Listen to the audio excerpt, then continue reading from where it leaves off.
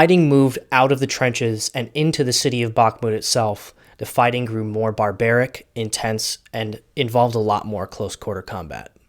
Our next story comes from Oleksij Boklazuk, who is a Ukrainian medic.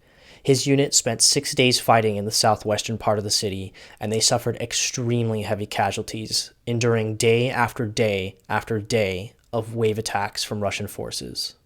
He says, "I am 50 years old and a soldier medic in the 2nd Company of the 69th Battalion of the 101st Brigade. When we came to Bakhmut and the first suburbs of the city on April 3rd, the air changed immediately.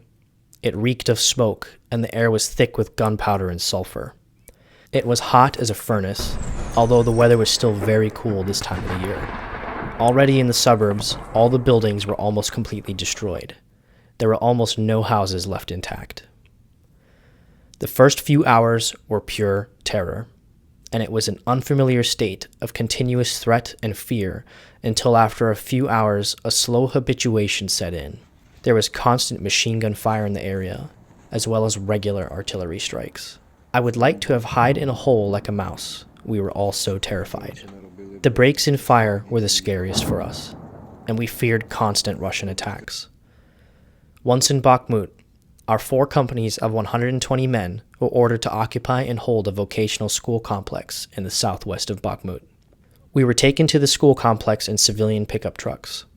Our 120 soldiers were then distributed throughout the complex. We had mainly light weapons, our AK rifles, and 6 machine guns, 4 PKMs, and 2 MG3s. Furthermore, we carried RPG-7 launchers, some RPO flamethrowers, and 1 M250 cal. Every now and then, a mortar squad of 2 mortars also came to our aid. My comrades and I slept and housed in the library of the school. Later, we lived in an adjacent dry cellar of a large house. On the very first day of my arrival, the first attack of the Russians took place. At the beginning of the attack, I gave first aid with 2 other medics at the evacuation point. The evacuation point also functioned as a casualty collection point and was located a few hundred meters behind our positions. Russian Spetsnaz, wearing black uniforms, all about the same height at 1.9 meters, and a very athletic and agile build, attacked our positions near the garages near the school with gas masks and irritant grenades. The grenades were thrown by the Russians under the doors. The enemy was much better prepared than we were. The uniforms of 3 previously disappeared Ukrainian soldiers were used by the Russians to deceive our people and thus got near the garages. Later, 2 undressed bodies were found by our troops. Both of them had gunshots to the head. When our people tried to flee from the gas from the garages, they were fired upon with mortars. There was hand-to-hand fighting here. I heard everything over the radio and from subsequent accounts by my comrades, and fortunately was not present myself. Some attackers were also hit and killed in the process, as friends later told me. For example, some attackers were shot down by one of our MGs while crossing a road, and I was told that the M2 got 3 Russians with 1 burst. One by one, the first wounded arrived at our assembly point. The first one had a large triangular shrapnel from a grenade launcher stuck in the top of his skull, only a few millimeters from his brain. He walked to us on his own, completely unassisted. He survived and is healthy again today. Another soldier had a big leg wound by splinters and a heavily bleeding neck wound. He covered this wound by himself until he arrived at the wounded collection point. He was additionally wounded in the arm. After we bandaged him up, he smoked cigarettes and grumbled about the bandages being too tight until he was evacuated. He also survived. Later, they brought the first dead, Petryuk, was 35. He had 2 children. He received shrapnel directly into the heart. The dead man's brother was present, but because of the shock, he could not realize the death of his beloved brother. This is an example of how high our stress was. A soldier could not recognize his own dead brother. One simply functions in this exceptional situation. Here, I saw for the first time a person killed in combat. Another of my comrades was killed with several hand grenades in the garages. His name was Shareba. He was 40 years old and also had 2 children. 3 of our soldiers were hit by a single mortar shell as they tried to escape from the garages. Comrades who tried to rush to their aid were also shot at and killed. In total, there were 5 deaths in this one incident alone. Another soldier had 2 shredded legs. He screamed incessantly in pain, which was very distressing for everyone present. However, his legs were saved by the surgeons at the hospital, as far as I know. Another soldier had a huge hole in his buttocks, plus dozens of smaller splinters in his body. We had to stuff 4 bandages into this wound. This soldier also survived, despite the high blood loss and shattered hip. On the second day, the garages were occupied by the Russians. Our mission now was to recapture them. Since our unit was unable to do so because of heavy Russian fire, an SSO unit tried to approach the garages. They too failed. It was then decided to shell the garages with artillery, which was done. On the third day, the Russians left the garages and we tried to reoccupy them.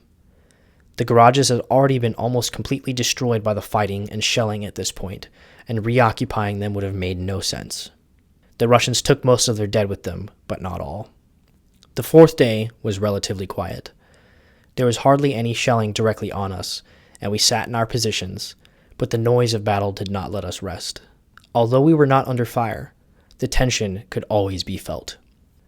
The fifth day then began with heavier artillery fire from the enemy on us.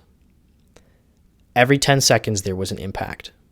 The plaster trickled from the walls and the ground shook.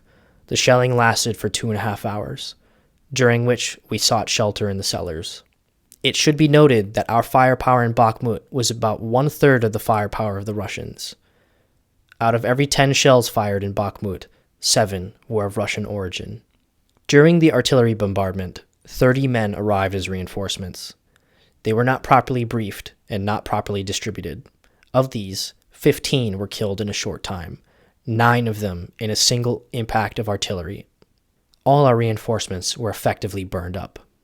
Now the order came for us to defend ourselves. The Russians would get ready for the assault. Their target was the school and the library where we had taken position. The Russians were using AGS grenade launchers and RPGs. I saw them myself and fired about 50 rounds from my AK-74 at the enemy infantry. Our distance to the enemy was about 300 meters. I saw quite a few Russians fall under our fire in the distance. We fired from all guns, and all our weapons were used in this. We estimate the Russian losses in this attack, which consisted of several waves, at about 50 to 60 men. Most of the Russian losses were probably caused by our mortars. Fortunately, we were able to repel the Russian attack, as the enemy was unable to advance further under our fire and was taking increasing losses. I suffered another moderate concussion and a blast trauma during this fight when a shell from a Russian AGS launcher hit in the next room. On the 6th day, we were finally evacuated. We set fire to the library and the house next door with gasoline from our power generator and then retreated. After our evacuation at the end of the battle, the ensuing silence became so eerie and unfamiliar to us that many of us began to have trouble sleeping. We were so accustomed to the constant firing. Of the 120 men in our battalion, 60 were wounded and 25 were killed during those 6 days.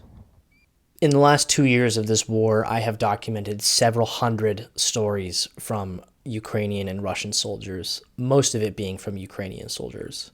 So expect a lot of videos like this in the future. Some of the stories that I've documented are much longer than the others, so some videos in the future may just be one soldier's story, while other videos may be split up into different soldier stories like this one. I firmly believe that every soldier has a story, and every story deserves to be told. If you or someone you know is a witness or participant of any war on either side, please reach out, send me a message. I'd love to get your story written down.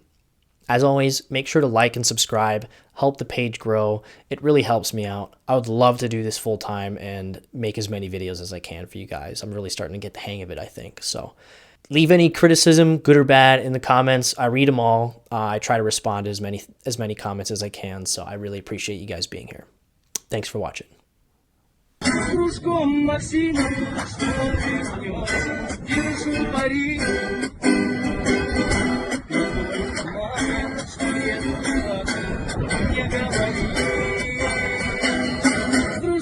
Максим, что вернет, держу пари.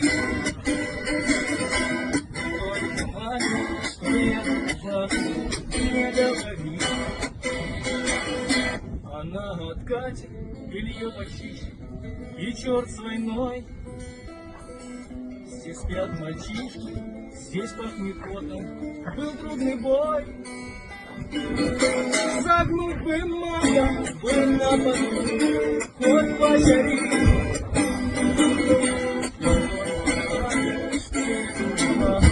Не говори.